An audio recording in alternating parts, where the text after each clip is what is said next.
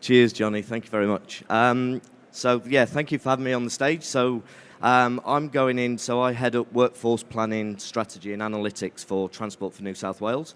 I'm going to be talking about a particular project that we have, but I'll just go through a little bit of background. I don't go far back, as Johnny just mentioned.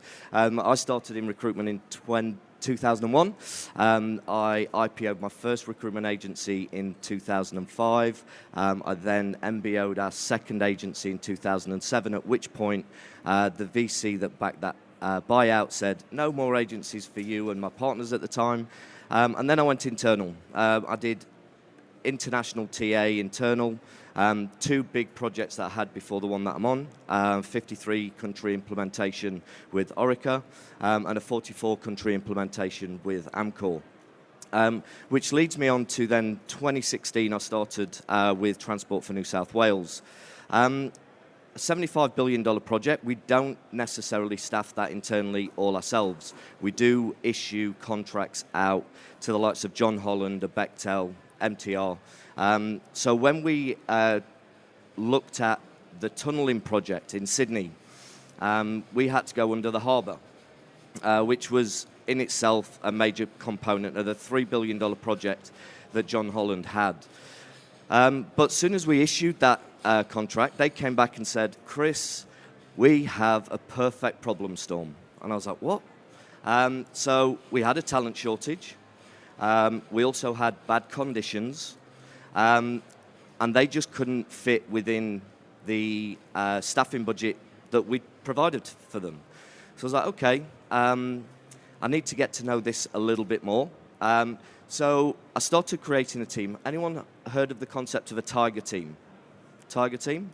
So what we do, I do a lot of, so we inputted HBDI profiling into all of our workforce throughout Transport for New South Wales. So we would then create a team of, say, an architect. We would also get an accountant in there. We'd also, bring along the students and obviously the project managers, just for diversity of thought. The reason I don't just bring talent acquisition or HR or learning and development into a room, because if you do what you've always done, you'll get what you've always got. So these give different perspectives on problems for us outside of what we normally think. So what are the conditions? That was the first thing that we needed to understand. They came and said, no, we can't do this because of the conditions. So that was driving up the cost. And the reason for that, so under Sydney Harbour, I don't know if anyone scuba dives, but we're digging at 4 bar, okay? So when you come back to the surface after digging at 4 bar, it takes you a week to actually inoculise back to how we are today. So I was like, okay, so we've got a problem. And this was creating that we had 350 members of staff just purely for the harbour part of the project. I was like, wow, that's amazing. However, why can't we, instead of doing that, why can't we put a caravan in the middle of Sydney Harbour? We can pressurise it so they can stay down there longer. So instead of just being 2 weeks, they can be 4 weeks. And then they can have 4 weeks on, 4 weeks off. Kind of funny, everyone, and the beauty of having a diverse workforce thinking is not many people laugh. Apart from the TA people that I had in the room, they laughed. But the guy from MTR came back with something that looked like this, and he came to me a week later and he said, Chris, I think I've got the perfect solution. He said, it's not your caravan, but it is a cube, right? I was like, okay. He said, we can definitely pressurise it to 4 bar. They can live in there. We'll have a little pod that goes from the cube into the back of the tunnel boring machine, and we can have 2 teams. And they can go for 4 weeks, longer if needed. I was like, excellent, okay.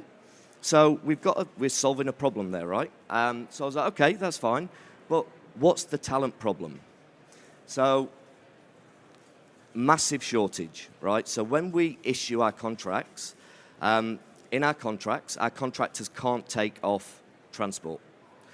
So when it came about that we needed project engineers, John Holland said and came back with a statistic that we own 86% of all project engineers in New South Wales. I was like, okay. So what's going to be the solution? John Holland, massive international business, came up with the initial solution of we'll go offshore. We'll go and get them from Crossrail. We'll go and get them from Hong Kong. So we started putting that together, and I was like, I don't know, I think that doesn't sound right, and it's expensive. We're in Australia. We've got to pay for a visa. We've got to pay for relocation. I just don't think that's right, but I don't think we have a talent shortage. And they're like, we do. I was like, no, because I understand now we're digging at 4-bar, which means there's a whole heap of people in Sydney at this moment in time that are jobless. And they're scuba divers. I was like, we can retrain these to be project engineers, and they're here. And they'll be cheaper than actually paying for project engineers. These guys work literally for a few $100 a day, and I'm paying a few $1,000s a day for project engineers. So we kind of solved that. We were like, okay, that's fine, not a problem. This is what we can do. So then we started doing what we've classed now as enterprise thinking, where we take design thinking, systems mapping, disruptive thinking, human-centered design, and I've now created enterprise thinking for transport. And what does that mean? So thinking out the square, we have now inputted a technology stack to help everyone along their journey. Because once we knew that we could have scuba divers to become project engineers, we started thinking, can we do it with other skill sets within our organization?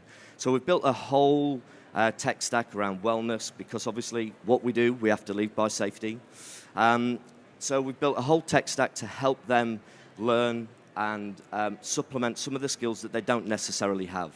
And we do that on a 70-20-10 split. So 70% is on-the-job learning, 20% is learning from a mentor, and then 10% is actual physical learning that will take you up to the next level. So what does that mean? So what it did was allowed us to diverse our workforce. There's a hell of a lot more female divers than there is female project engineers that want to work in a tunnel. And they want to work, right? So it was easy for us to attract a diverse workforce, and we didn't have to stick to the norm. So it enabled us to do a diverse workforce, and it enabled us to, where we were at the time, a $750 million budget for staffing, we brought it down to $372 million. Absolutely unbelievable saving that we get, and now John Holland are taking this around the world. So what does that mean? As I said, we're now looking outside of what we can do. So we're looking at blending roles throughout our organization. When I'd got engineers into the room on the Tiger team, could an engineer be an L&D person? I don't know. You kind of look at what they do, data analytics, product testing. These are really looking at a different way for us to learn as an organization instead of the normal L&D model that we've got. And also like HR data scientists. We need to use our data points that HR don't necessarily pick up. I know that they do, but they don't use it in a way that we want to use it as we diverse our workforce. So we're kind of blending all these roles as we're moving through to go, are we the same? Are we different? How does that transform? And this is at the beginning stage at the moment, where we're looking at cross-training, cross-functional, across the whole organization, just to see if we can diverse, just thinking out the square a little bit more than what we have done recently. That is, I think that is me for what I've done. I'd like to see if there is any Q&A that you'd like to do around what we've put in, if there's anything that you can think of. If you're from a different organization, technology, would this kind of work? I don't know. No? Cool. Yeah. How did you manage to train the divers to become project engineer? So it all goes back to our learning platform that we've got. So they don't need to necessarily be, so you've got different grades of project engineers in what we do. We only needed them to be a grade 2. So what we were buying in before was grade 4, because they needed to know all the electrical. So we would split the workforce 50-50, so that they can pick up the lower level parts of the tasks, and then the senior engineers will take on the technical parts. So, but through that journey of the next 3 years, hopefully they can go to a level 3, and then hopefully to a level 4 if they want to. It's all around what they want to do.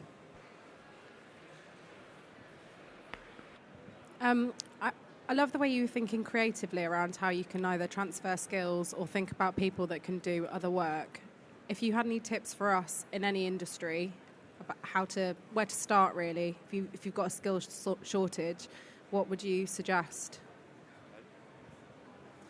So I would really suggest, depending on what industry you're in, so say if you're in technology. So if you're looking for Java developers, what I would probably go back to the business and say, is it full-on Java stack that they need? It might be. And really get to know, is there any different technologies that can supplement that, right? I don't particularly know. I've been in infrastructure for a while. But these technical gurus might think, well, yeah, we've built everything on a Java stack before, but PHP might be better. And just make them think, yeah, exactly. Challenge them, see if it is the right product. It might not be. I know Atlassian changed their tech stack a few times over the course of the time that they've been going. So does it work? Is it right? I don't know. Maybe just challenge that way. So how did you decide, or how did you figure out which roles to kind of put together and say, hey, this type of engineer could be this type of analyst or whatever? How did you break those down into tiny little chunks to see what was comparable? So we looked at what we wanted out of these roles. So the two that I just put up there.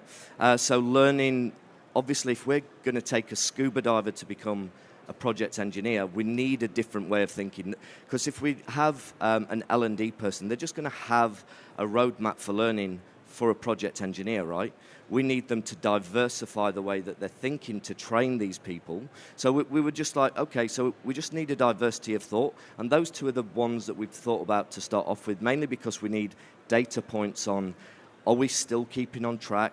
Is everything right? And as we go through, and I was just picking and choosing just different roles. Like I said, I don't actually know if they're going to fully work out yet. Hopefully they will. But yeah, that was how we just broke it down to take normal thinking of what you've got in HR and make it a little bit different to the outcome that we needed. And that outcome, what's the gap? What kind of skills is that? So that's how we thought about it.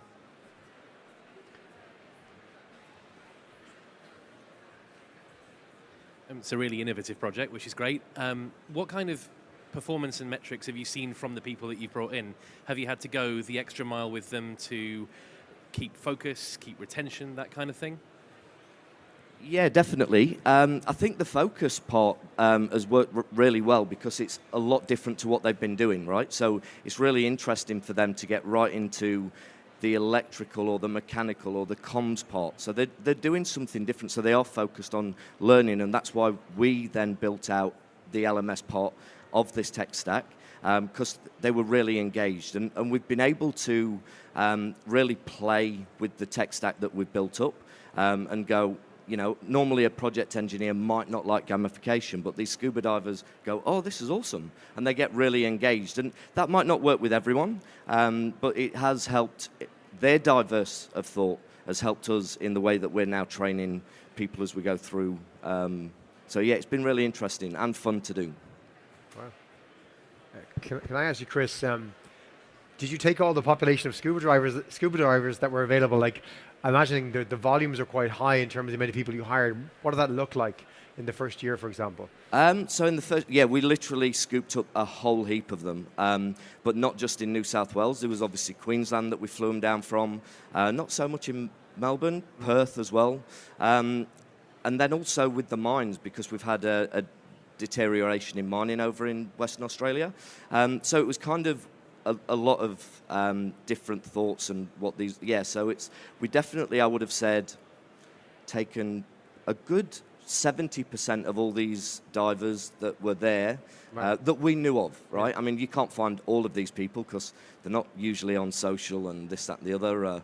But a lot of them are because they love taking photos of what they're doing. But we looked at the outreach that we had. I think we got about 70% interested and then put them through the test. Probably we converted about 62% of that. I know that was pretty specific because it was a Pacific. But yeah, so yeah, we took a whole heap of them for sure. Have you heard of other examples where this has been done with different professions? Since you started talking about it and sharing about it, have you come across other stories in other organizations where they've taken that same approach to retrain a completely different skill set into this kind of a scaled operation? So that's kind of, so when I first started telling this story, when we did it beginning of the year, a lot of people have come in, and I'm now going to be consulting with Melbourne Metro.